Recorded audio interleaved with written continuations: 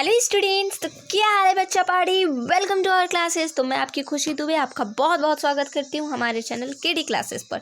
तो जैसा कि आप लोग देख पा रहे होंगे, हम लोग माइनर 1B का जो क्लास स्टार्ट किए थे सेमेस्टर 3 सेशन 22 से 26 माइनर 1B फिजिक्स का, उसको हम लोग आगे बढ़ाते हैं। ठीक है, तो चलिए आज की क्लास में हम लोग क्या देखेंगे, capacitance of a cylindrical capacitor. इससे पहले हम लोगों ने क्या देखा था, कैपेसिटेंस ऑफ स्फेरिकल के लिए, कैपेसिटेंस ऑफ आइसोलेटेड के लिए। अब हम लोग उसी अकॉर्डिंग सिलेंड्रिकल के लिए भी बात करेंगे। ठीक है, तो चलिए हम लोग बात करते हैं। इसमें क्या है कि हम लोग एक पूरे, अब जो इससे पहले क्या बात कर रहे थे, इससे पहले बात कर रहे थे कि जो हमारा ये होगा कैपेसिटर होगा वो स्फीयर के केस में होगा।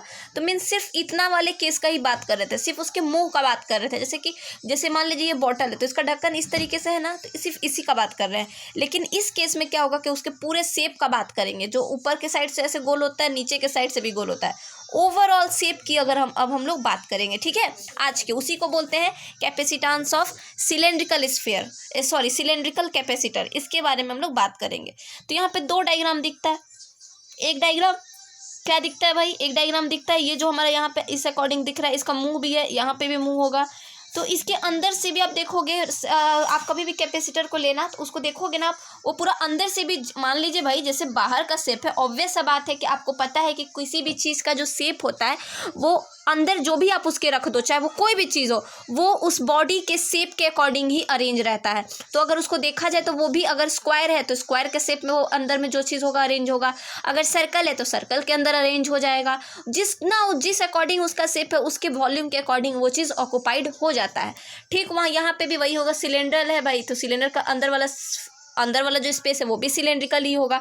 तो अब बात क्या कर रहे हैं कि यहाँ पे जो स्पेस देख रहे हो आप लोग, यहाँ पे जो आप डायग्राम देख रहे हो, इसमें हमारा, अगर आप देख रहे होंगे कि यहाँ पे मैंने दो डायग्राम बनाया है। दो डायग्राम इसलिए बनाए क्योंकि हम यहाँ पे इसके मुंह पर जो क्या डिस्टेंस है, क्या रेडियस है, क्या है, वो चीज़ हम वहाँ पे नहीं दिखा पाते, आप लोग को स्क्रीन पे नहीं दिखता, इसलिए हम यहाँ पे इसको बना कर रखे हुए हैं। ठीक है, तो यहाँ पे आपको दिखेगा।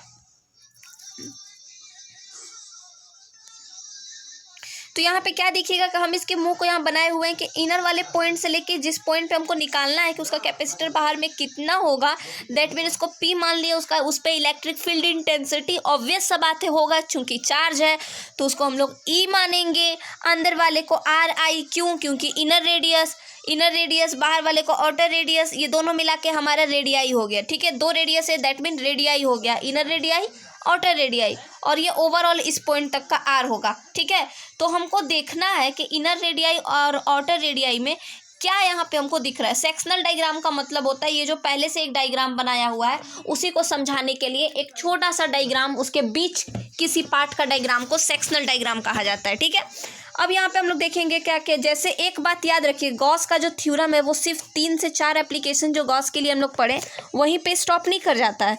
गॉस का जो हमारा थ्योरम होगा वो पूरे इस चैप्टर पे काम आएगा। ठीक है, इनफैक्ट हमारे मैक्सिमम फिजिक्स के चैप्टर्स में काम आता है, तो यहाँ पे भी काम आएगा। चूँकि सबसे पहले तो हम लोग देखेंगे कि गॉस थ्योरम के अकॉर्डिंग क्या है कि क्लोज सरफेस के लिए काम आएगा। क्योंकि ये सरफेस हमारा क्लोज है, तो सबसे पहले क्लोज सरफेस के लिए हमारा एक छोटा सा फॉर्मूला जो गॉस सर ने दे दिया है वो ये होता है हमारा इंटीग्रेशन ऑफ E.ds बराबर Q/ε0। ये हमारा होता है, यहाँ पे Q क्या है, हमारा चार्ज है।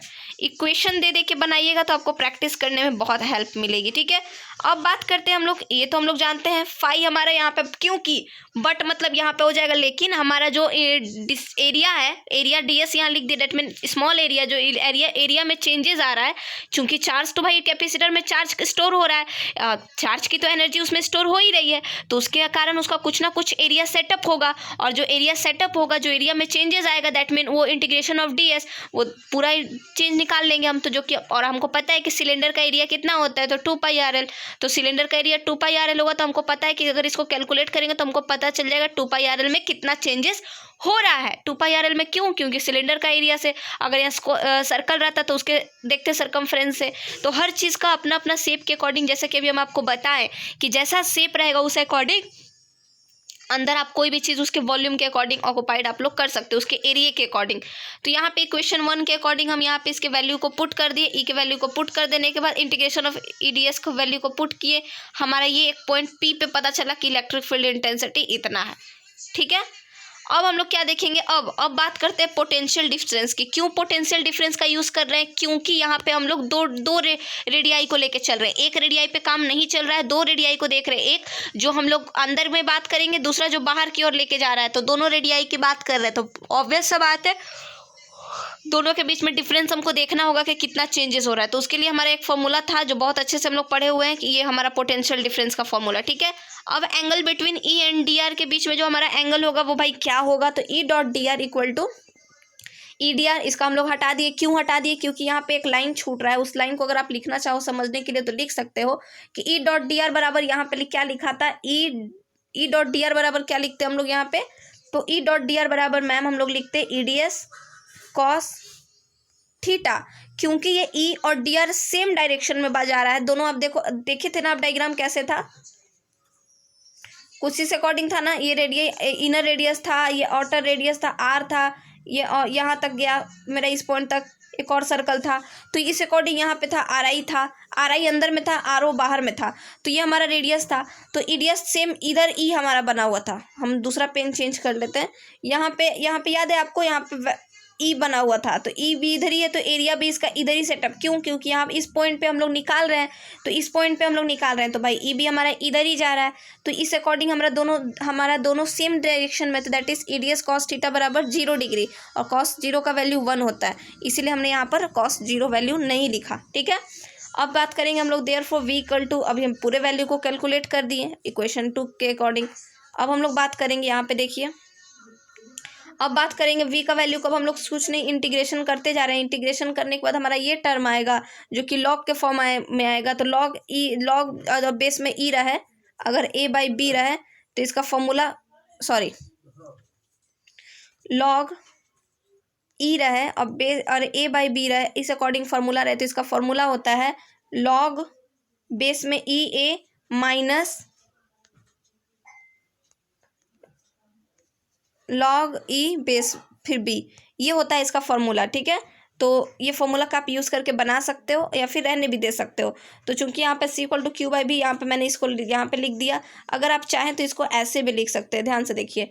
अगर आप चाहें तो ये सी इक्वल टू जो वैल्यू निकला उसको आप इस अकॉर्डिंग कर सकते हो, C equal to 2 pi epsilon not L by, इसको क्या लिख सकते हो आप लोग, log R not minus log R I. हाँ, बस बेस में ई लगाना पड़ जाएगा। तो इस चीज़ को आप लोग दिमाग में रख के बना सकते हो, ठीक है।